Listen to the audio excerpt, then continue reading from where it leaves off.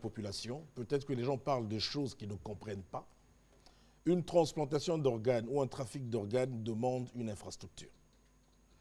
Non seulement qu'il faut avoir l'infrastructure, il faut avoir des gens expérimentés. Des gens expérimentés pour prélever les organes, mais aussi des conditions de conservation et de transport.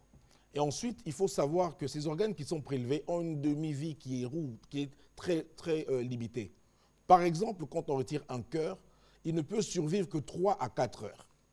Quand on retire un foie, il ne peut survivre en dehors du corps que 6 heures.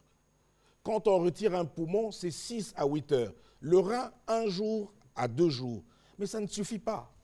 Pour retirer un organe, ce sont des chirurgiens et des équipes entraînées.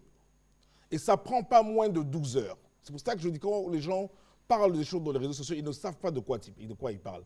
Et au moment où on retire l'organe, on doit le transplanter directement. Sinon, ça ne sert à rien, ça ne va pas survivre.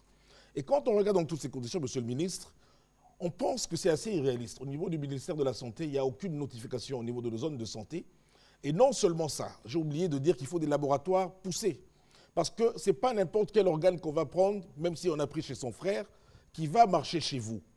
Il y a ce qu'on appelle, comme des exemples qu'on appelle la compatibilité HLA, en anglais, Human Leukocyte Antigen. Donc c'est une protéine qui est au niveau des globules blancs.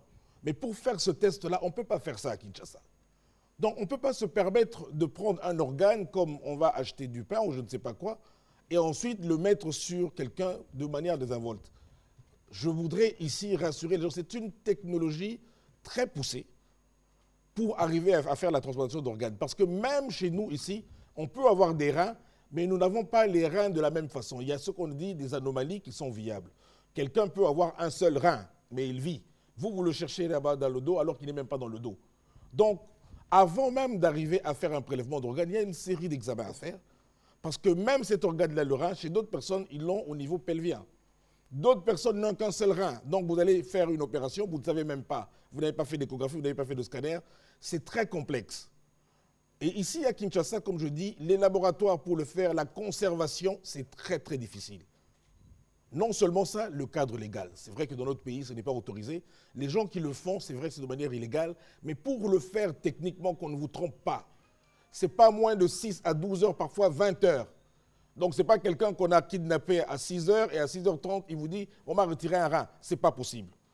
Soyez rassurés quant à ce, nous n'avons ni l'expertise, ni le plateau technique pour arriver à faire ces transplantations aujourd'hui.